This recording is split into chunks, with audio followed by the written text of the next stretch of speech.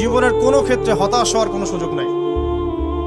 আজকে পারিবারিক ভাঙন বলেন, ব্যক্তি পর্যায়ের আত্মিক ধ্বংসই বলেন, সমাজের বিপর্যয় বলেন, যাই বলেন, পিছনে একটা বড় কারণ আছে। সেটা হলো আল্লাহ থেকে দূরে থাকা মানুষ, আল্লাহ থেকে হতাশ হয়ে যাওয়া। আর এই কাজটা শয়তান করিয়েছে মানুষকে আল্লাহ থেকে দূরে সরানোর জন্য।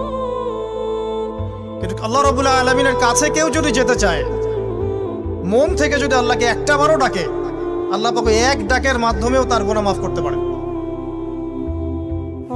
দুজন ব্যক্তির ঘটনা পড়লাম।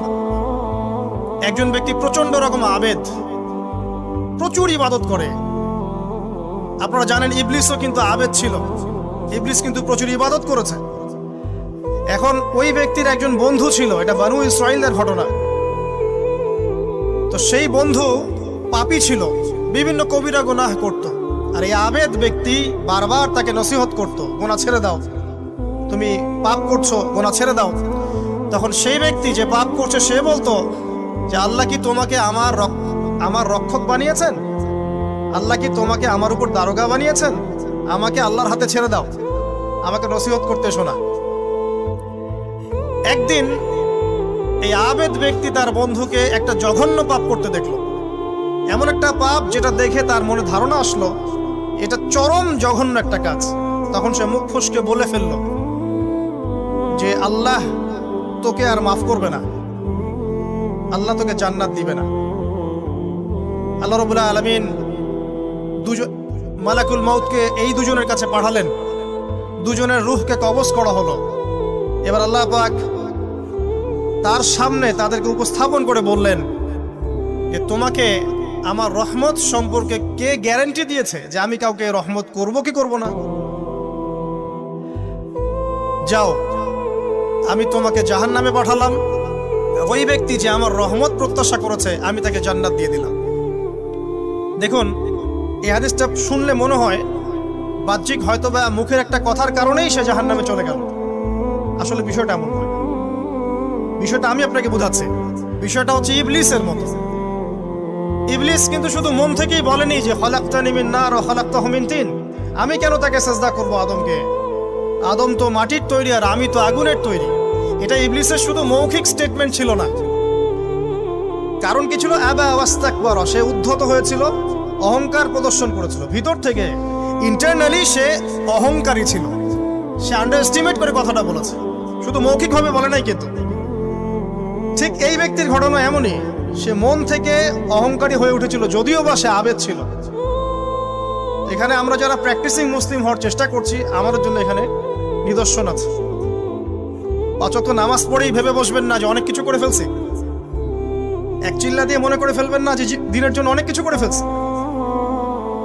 একটা হজ করেছেন, ওমরা করেছেন, সিয়াম রেখেছেন, দিনের জন্য দান সদকা করেছেন, একটা মাদ্রাসা মসজিদ করেছেন, ভেবে বসবেন না আপনি সব অনেক কিছু করে ফেলেছেন এবং অন্যরা সব ককরোচ তেলাপোকা, ওরা জাহান্নামে যাবে, এমনটা মনে করবেন। জানি না আমরা যে কার আমলের কতটুকু আল্লাহর কাছে কবুল হচ্ছে। তো এখানে এই ব্যক্তির সমস্যা ছিল এই, সে নিজের আমলটাকে অনেক ভারী মনে করছিল এবং সে স্টেটমেন্ট দিয়ে ফেললো যে তোকে আল্লাহ পাক মাফ করবে না। এই একটা কথা মন থেকে বলার কারণে তার ইহকাল পরকাল দুটা বরবাদ হয়ে গেল, সে জাহান্নামে চলে গেল। ঠিক আরেক ব্যক্তির ঘটনা আছে এমন, এগুলো সবগুলো রেফারেন্স আছে। এক ব্যক্তি প্রচুর ইবাদত করত, আল্লাহ পাক তার ইবাদত করার জন্য পাহাড়ের চূড়ায় একটা সুন্দর ব্যবস্থাও করে দিয়েছিলেন। সেখানে ডালিম গাছ হতো, ঝর্ণা আসতো, খাবারের কোনো অভাব নাই। হাদিস এসেছে 500 বছর সে ইবাদত করেছে। কত বছর?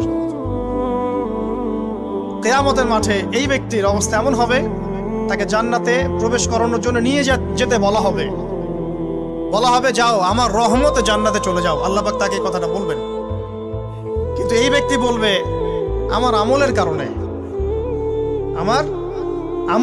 আল্লাহ পাক বলবেন আমার রহমতে জান্নাতে চলে যাও। ব্যক্তি বলবে আমার আমলের কারণে। আল্লাহ রাব্বুল আলামিন তখন তাকে দেওয়া সমস্ত নেয়ামতগুলোকে এক পাল্লায় করবেন আর তার সমস্ত আমলকে আরেক পাল্লায় করবেন। তারপর দেখা যাবে আল্লাহর সমস্ত নিয়ামত তার একটা চোখের সমান হয় নাই। কথা কি বুঝতে পারছেন?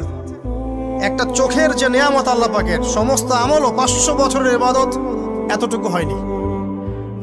তারপর তাকে বলা হবে ওকে জাহান্নামে নিয়ে যাও। এবার জাহান্নামে যাওয়ার সময় সে বলবে, আল্লাহ তোমার রহমতে আমাকে মাফ করে দাও। তখন আল্লাহ পাক তাকে আবার ডেকে নিয়ে আসবে, বলবেন যে তোমাকে যে আমি ইবাদত করার জায়গা করে দিয়েছিলাম, এটা কি তুমি নিজে করেছো না আমি করেছি? সে বলবে আপনি করেছেন।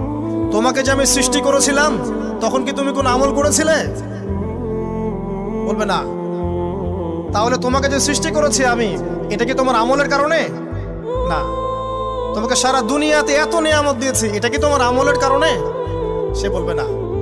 তখন তাকে জান্নাতে প্রবেশ করানো হবে। কিয়ামতের মাঠে এমন অনেক ঘটনা ঘটবে যেটা আমাদের চিন্তার বাইরে। আরেকজন ব্যক্তিকে ডেকে আনা হবে, যে ব্যক্তি একটা দুটা নয় বরং 100টা খুন করেছে। সে 99 জন মানুষকে হত্যা করার পর ফতোয়া খুঁজে বেড়াচ্ছিল যে আমার তওবা কবুল হবে কিনা। একজন আবেদের কাছে গিয়েছে। আবেদ আর আলেম কিন্তু এক জিনিস না। আবেদ মানে যে প্রচুর ইবাদত করে, তার জ্ঞান কম, সে শুধু জানে কিভাবে ইবাদত করতে হয়। আলেম হচ্ছে সে যে শরীয়তের গভীর জ্ঞান জানে, আবার ইবাদতও করে।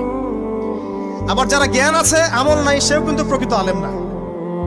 প্রচুর জ্ঞান আছে কিন্তু জ্ঞান অনুযায়ী আমল করে না, সেও কিন্তু প্রকৃত আলেম নন। এবার আসেন, তো এই আবেদের কাছে গিয়ে সে বলছে আমার কি ক্ষমা হবে? আমি 99টা খুন করেছি। সে বলল তোমার আবার ক্ষমা? তোমার ক্ষমা নাই। তখন এই ব্যক্তি এই আবেদকে হত্যা করে 100টা খুন পূর্ণ করলো, ওকেও সে মেরে ফেলছে। আমার ক্ষমাই হবে না তো তোর বেঁচে থাকার কি দরকার, তুইও মর।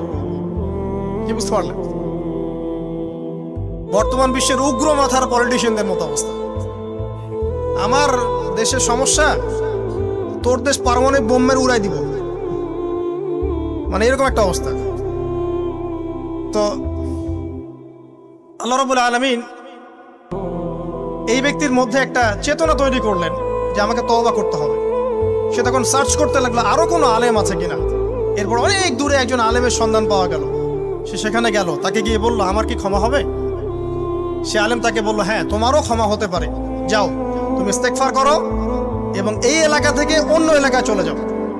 মানে যে এলাকায় তুমি অনেক দিন ছিলে, যেখানে তুমি অনেক পাপ কাজ করেছো, এখানে থাকার দরকার নাই।